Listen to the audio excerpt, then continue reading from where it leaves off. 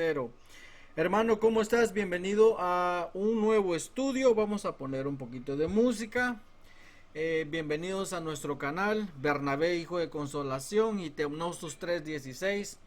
Hoy tenemos el gusto de traerles a ustedes el Purgatorio parte 2, por así decirlo. Algunas personas lo estuvieron pidiendo, entonces vamos a seguir con la parte 2. ¿Cómo estás por allá, hermano? Muy bien, hermano. Muchas gracias. Aquí nuevamente de nuevo aquí con la parte 2 del video, como habías dicho. Aquí estamos en Argentina con frío, no estamos como vos allá en la playa, pero estamos con frío acá ahora. Pero bien, hermano. Sí, siempre Estamos aquí. acá dispuestos ya. Exacto, aquí desde Florida le mandamos un fuerte saludo. Aquí como puede ver, aquí atrás de mí está el mar, pero siempre trabajando para el Señor. Bueno, eh, Exacto, eso es bueno. hermano, aquí en Estados Unidos hay un dicho que dice, Sí. ¿cómo podemos saber cuando una persona continúa loca de... ¿Cómo se dan cuenta cuando una persona sigue loca? ¿Ok? Lo que hacen es lo meten en un cuarto y le dan un trapeador y abren la llave del donde sale el agua. Aquí le dicen, en mi país le dicen chorro, aquí no sé cómo, allá no sé cómo le dicen. Entonces, ¿qué es lo que Sí, pasa? el grifo. Ok, muy bien, abren el grifo y para que salga el agua. Eh, si el si el individuo se pone a tratar de secar el agua, entonces ellos dan el diagnóstico que todavía sigue enfermo de su cabeza, está mal de su cabeza, sigue loquito. Porque lo más coherente hubiera sido que cierre primero la llave para cerrar el flujo del agua y luego secar el agua, ¿no? Entonces, Exacto. exacto, entonces con eso pues nosotros le queremos dar una recomendación, ¿no? Que ya cierre esa llavecita porque créame que eso de andar buscando si las palabras abuelo, abuela están en la Biblia, pues no lo van a salvar. O sea, imagínese un teólogo, un par de teólogos averiguando si las palabras abuelo, abuela están en la Biblia.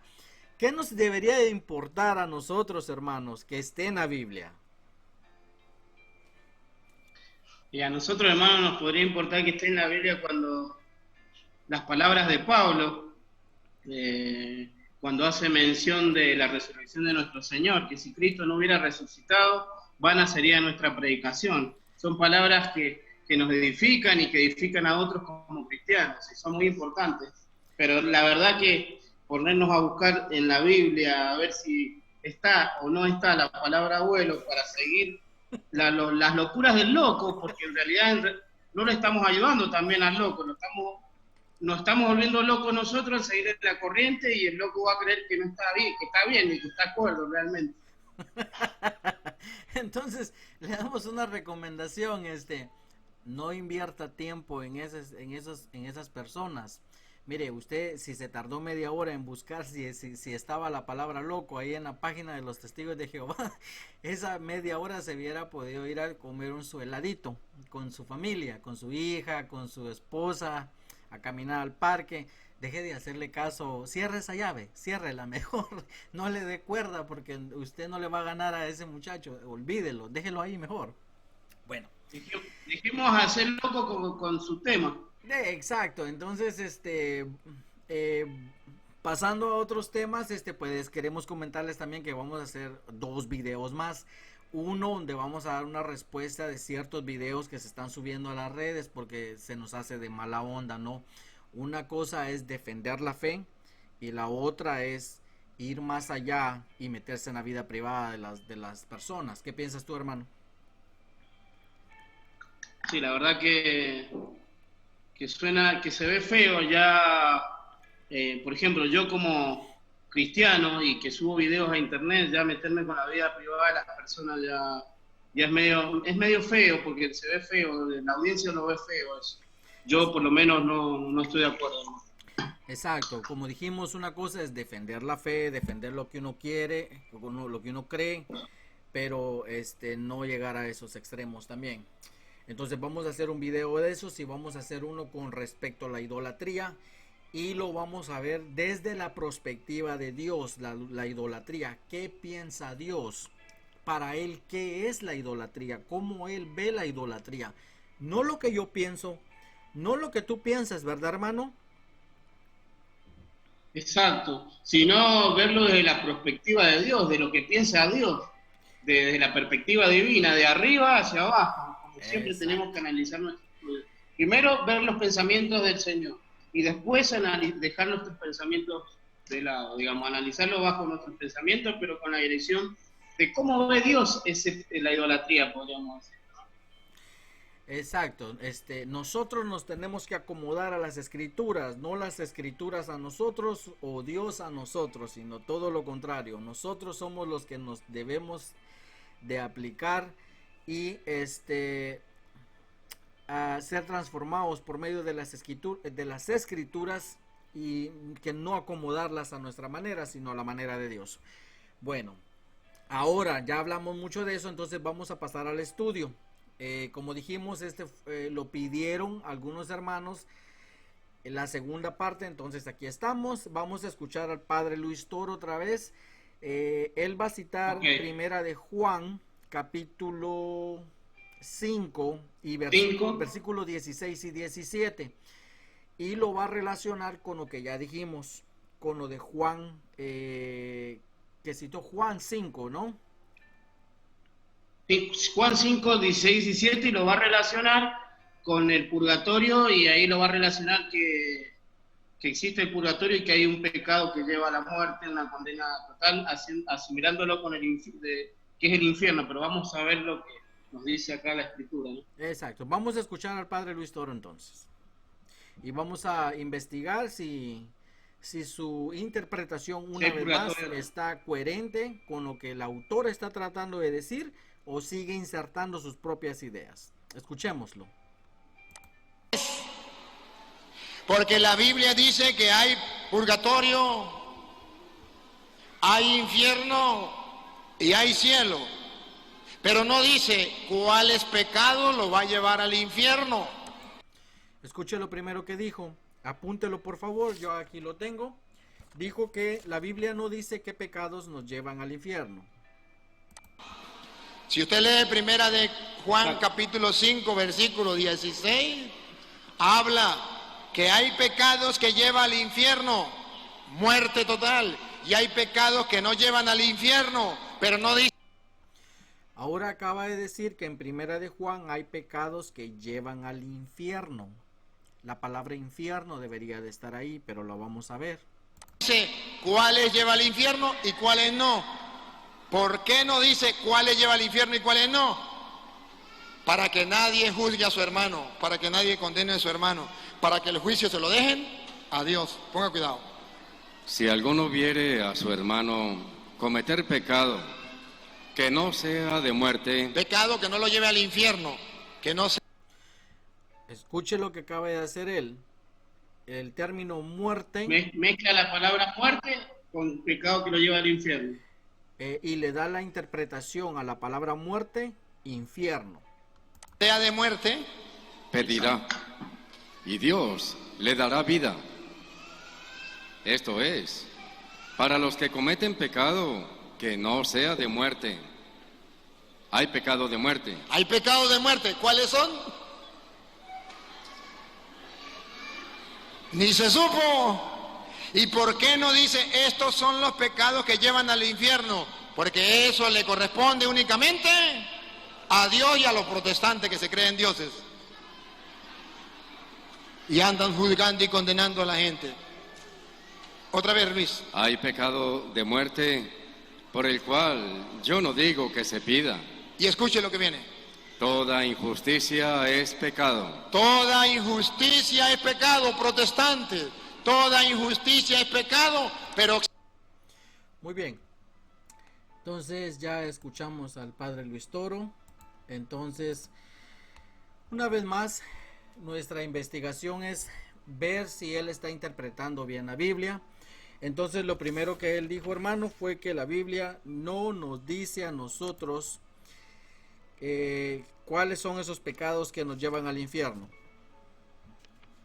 Exacto, que no dice cuál es, que no hay pecado, que lleve al infierno. Bueno, acá como tenemos en la primera carpeta, voy a correr un poquito de acá, hermano, porque me está tapando acá.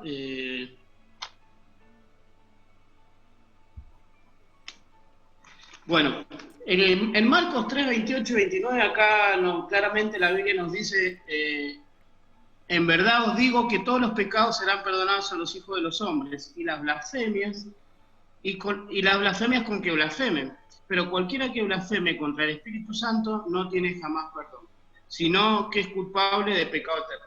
Entonces acá vemos claramente, hermano, que la Biblia hace mención del pecado eterno que nos lleva al infierno, ¿no? Y ese pecado es la blasfemia contra el Espíritu Santo. Entonces, para empezar, vemos que la Biblia sí hace mención cuál es el pecado ese que nos lleva al infierno, el castigo eterno. Y aquí en el texto lo menciona, que es la blasfemia contra el Espíritu Santo. Entonces, ¿cómo podemos cometer este pecado hoy en día? ¿Cómo podemos aplicarlo hoy en día? O sea, Cristo murió por todos nuestros pecados, pero ahora el trabajo del Espíritu Santo es hacer real nuestra salvación, ¿no? En Cristo. O sea, que si nosotros resistimos la obra del Espíritu Santo, cuando Él nos está hablando, por supuesto que no tendremos jamás perdón. ¿Y por qué no tendremos jamás perdón, hermano? Porque estamos rechazando la salvación, que solo el Espíritu Santo en este momento nos los puede hacer efectiva esa salvación, que es esa salvación en Cristo. O sea, rechazar, ese es el pecado también eterno, rechazar la salvación en Cristo. Pero también, bueno, hay que hacer mención, digamos, de lo que dice ahí Marcos, de que los fariseos lo acusaban a Jesús de expulsar demonios que él lo está expulsando por el Espíritu Santo, atribuyéndoselo a Satanás. Y tenemos que tener cuidado, hermano, hoy en día con respecto a este pecado también, porque, por ejemplo, se me viene a la mente que los testigos de Jehová, por ejemplo, un don del Espíritu Santo, que puede ser un don de lenguas o un don de sanidad, ellos no creen que Dios en este momento pueda hacer milagros, y bueno, y es muy finita la brecha, entonces hay que tener cuidado con respecto a esta blasfemia y blasfemar contra el Espíritu Santo. Así que bueno, ya una vez acá aclarado este tema, vamos a pasar a la segunda carpeta, donde vamos a ver la columna de la salvación, porque él cita 1 Juan 5, 16, 17, y aquí vamos a ver que no está hablando de purgatorio, mucho menos, sino que Juan está hablando a los creyentes. Pero para nosotros fundamentar, digamos, una idea o un estudio, tenemos que poner una columna, y pues tenemos que fundamentarlo de qué estamos hablando. Y acá en la primera carpeta vamos a hablar sobre la columna, la estructura de la salvación del cristiano, hermano. Y esta es lo que le queremos presentar, son una pequeña estructura de la salvación en Cristo que tiene el cristiano, que son los creyentes que está hablando Juan ahí. Y en la primera carpeta, acá dice Juan 6, 39 y 40. Y esta es la voluntad del que me envió, que todo lo que Él me ha dado, yo no pierda nada, sino que lo resucite en el día final. Porque esta es la voluntad de mi Padre, dice, que todo aquel que ve al Hijo y cree en Él, y cree en Cristo, tenga vida eterna. Y acá la palabra tenga vida eterna es eterna, porque si dice tenga vida eterna, va a tener vida eterna, ¿no? Entonces acá vemos y dice, y yo mismo, dice Jesús, lo resucitaré en el día final. Jesús mismo resucitará en el día final. ¿Y por qué? Porque todo lo que el Padre le ha dado, Él no va a perder nada, porque es la voluntad de su Padre. Entonces acá vemos la primera columna y el primer versículo del fundamento de la salvación, ¿no? Y acá en Romanos 8.1,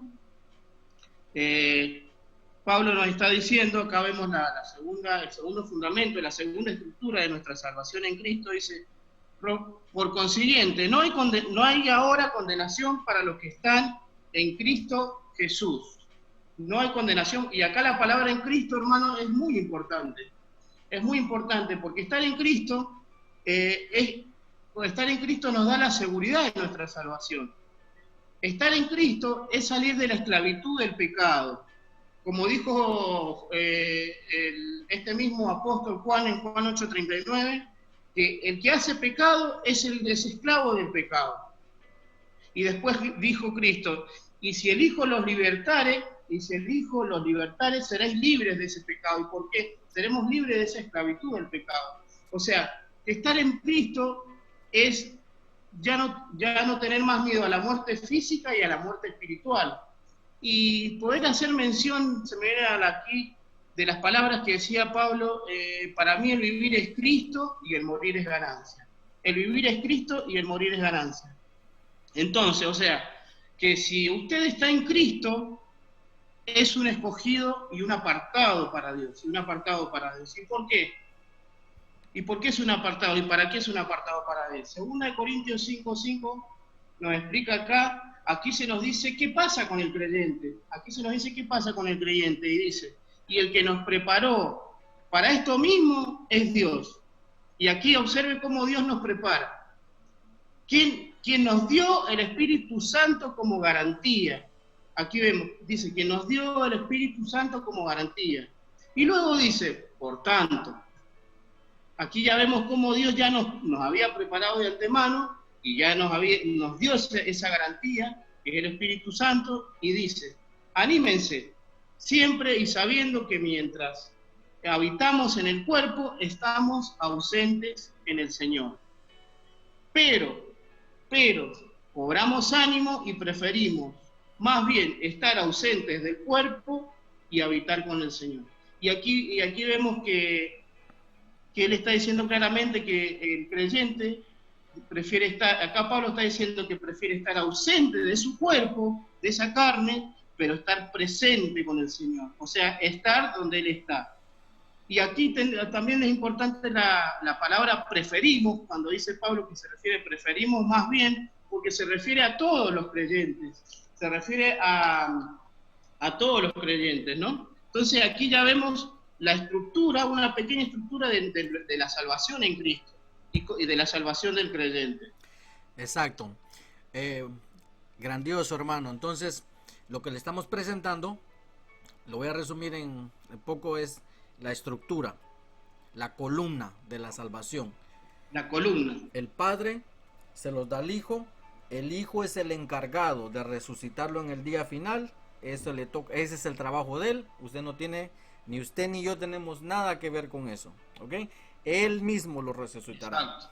¿Y qué pasa con el que el Padre le ha dado al Hijo? No hay condenación, dice, para los que están en Cristo. Por favor, tomemos en cuenta esto. Los que están en Cristo, no en una iglesia de 4 paredes, no en la iglesia católica, no en la iglesia de los testigos de Jehová, no en una iglesia cristiana, pentecostés, no en una presbiteriana, sino los que están en Cristo, porque Él es el que murió en esa cruz. Y ahora, ¿qué pasa con eso? Con los que están escogidos, están en Cristo, les dan una garantía y les dicen, cuando tú estés ausente de este cuerpo, estarás presente con el Señor, porque eso es lo que está diciendo, habitar con el Señor.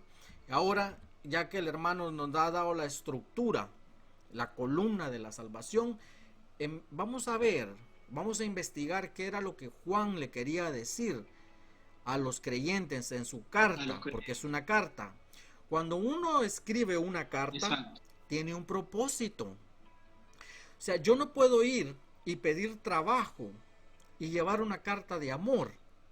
Debo de llevar una carta de recomendación de parte de mi empleador antiguo. De igual manera, todas las cartas en la Biblia tienen un propósito.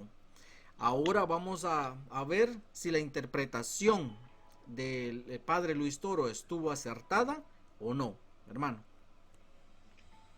Bien, bueno, pasamos aquí a 1 Juan 5, vamos a explicar del 14 al 17, y aquí ya vamos a ver cómo el padre Luis Toro inserta su idea en el texto, ya nuevamente, que aquí como lo había insertado en la primera parte del video que hicimos anterior.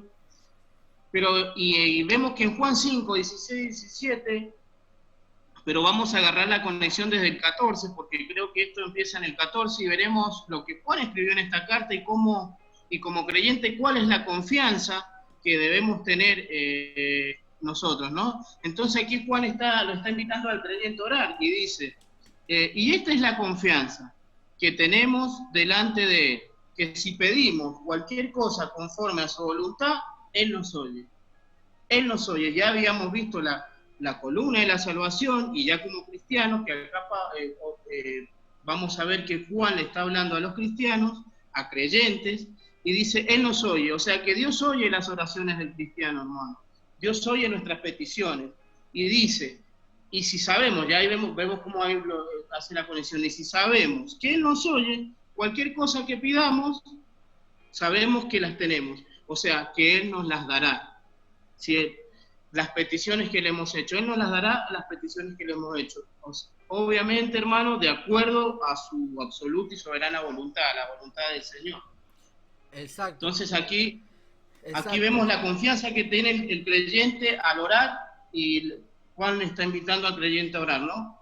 Y para ver la otra, cuando pasemos a la otra columna, vamos a ver que la confianza, que si pedimos conforme a la voluntad de Dios y Él nos oye, aquí en esto Juan nos viene invitando a los creyentes a que oren por ese hermano, a que oren, y que esas peticiones deben ser llevadas para pedir por los hermanos, porque dice, si alguno ve a su hermano cometiendo un pecado que no lleva a la muerte, pedirá.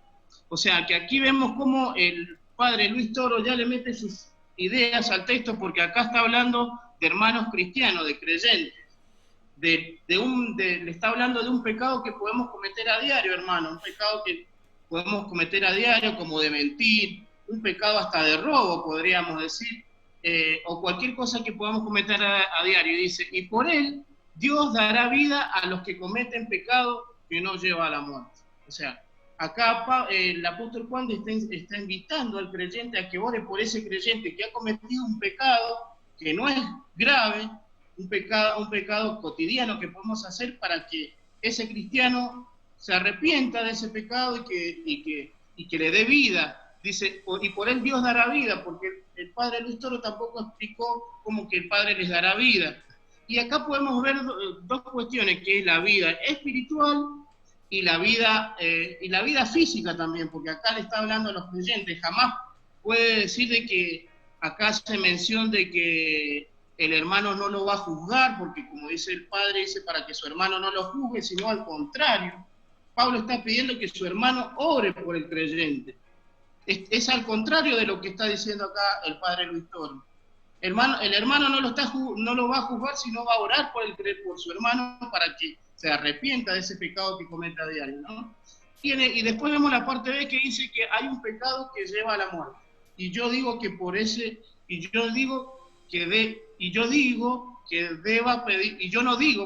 no deba pedir por eso. Entonces, esa parte se la vamos a dejar ahí a nuestro hermano, para que la explique en la segunda parte, pero pasamos ahí al versículo 17, que dice, toda injusticia es pecado, y hay pecado que nos lleva a la muerte.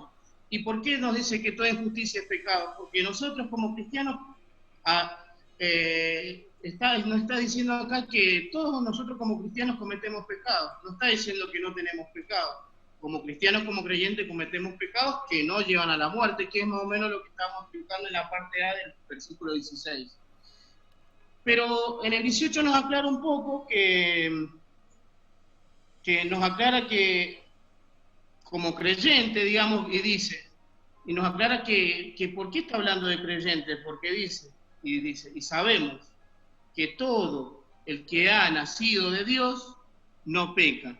Pero bueno, acá hacemos una corrección a la Biblia de las Américas, porque nosotros la usamos permanentemente, pero bueno, aquí yo creo que la Biblia Reina Valera le da la palabra justa, la palabra que va aplicada en el texto, y dice, no practica el pecado. O sea, que sabemos que todo el que ha nacido de Dios, o sea, ¿cómo nos damos cuenta que le está hablando al creyente, hermano? Porque acá dice el apóstol Pablo, sabemos que todo aquel que ha nacido de Dios, el que es un hijo de Dios, no practica el pecado. O sea, no practica el pecado, ¿por qué? Porque es un nacido de Dios.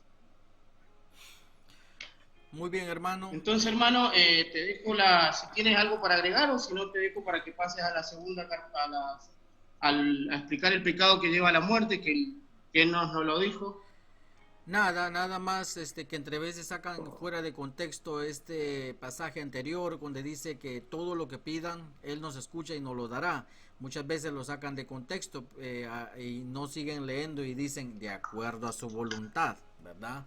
Entonces miramos en las iglesias, especialmente en las iglesias cristianas hoy en día, donde pida y la prosperidad, ¿no? Entonces eso está mal. Pero bueno, eso está mal también. Ahora que ya nos mostraron la columna de la salvación, el Padre nos escoge, Jesús nos lleva y nos va a resucitar en el día final. Miramos que nos dan al Espíritu Santo como garantía, ¿ok? Y miramos que cuando el creyente muere, estará presente ante el Señor, en la presencia del Señor. Esa es la columna de la salvación. Ahora, preguntémonos esto: ¿será que cuando venimos a Cristo y se nos da el Espíritu Santo como garantía, vamos a dejar de pecar automáticamente? ¿Se van a ir todas esas ansiedades, todo ese enojo que uno trae en el corazón, esas mentiritas que uno decía, los chismes, todo eso se va a ir? ¿Se va a desaparecer automáticamente? Claro que no. Mientras estemos en esta carne, vamos a seguir pecando.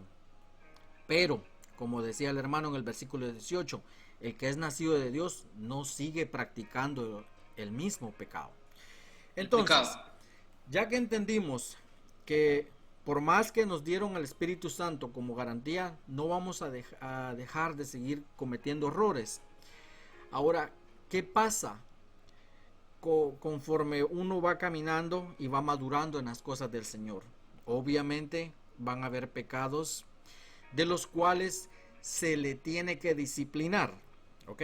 Hoy le vamos a presentar dos pecados de los cuales el apóstol Pablo nos instruye, nos dice cómo deben de ser corregidos. El primero lo encontramos en 1 Corintios. ¿Qué estaba pasando aquí? Un hermanito de la congregación estaba cometiendo adulterio o se había metido con la esposa de alguien más. Pablo le escribe a los líderes y les dice: ¿acaso no se están dando cuenta de lo que está pasando? ¿Por qué no juzgan ustedes? Entonces les da una recomendación, les dice: a ese individuo entregad a ese tal a Satanás para la destrucción de su carne. Observe lo que hace Pablo: separa las dos cosas, para la destrucción de su carne, a fin de que su espíritu sea salvo en el día del Señor. O sea, lo importante para Dios es lo que está dentro, no lo físico. Entonces Pablo hace la diferencia. ¿Qué va a pasar? Si el hermano no hace caso, se lo van a entregar a Satanás para que le dé una buena sacudida y su espíritu sea salvo en el día del Señor. Pero vamos a decir que el hermano entra en razón. ¿Qué es lo que hace Pablo? Observen. La mayoría de ustedes, les dice, se le opusieron. Perdón porque me sale gas, me estoy tomando mi sodita, discúlpenme por favor. ¿Qué les dice? La mayoría de ustedes se le opusieron y eso ya fue suficiente castigo, les dice. No obstante, ahora es tiempo de perdonarlo y consolarlo, le dice. ¿Por qué? Porque ya hay que agarrar la onda con el hermano, ¿verdad? De otro modo, dice, podría ser vencido por el desánimo. Ve como Pablo también, les está dando instrucciones que lo disciplinen, pero si el hermano entra en sí, órale, hay que ya perdonarlo, dice. El 8 nos dice: así que ahora les ruego, dice, que reafirmen su amor por él. Ahora aquí tenemos la instrucción. Está cometiendo un pecado grave, disciplínenlo, entréguenselo a Satanás para que le sacuda la carne, probablemente le quite la vida, ¿no? Pero si el hermanito se arrepiente y agarra la onda, perdónenlo y reafirmen su amor por él.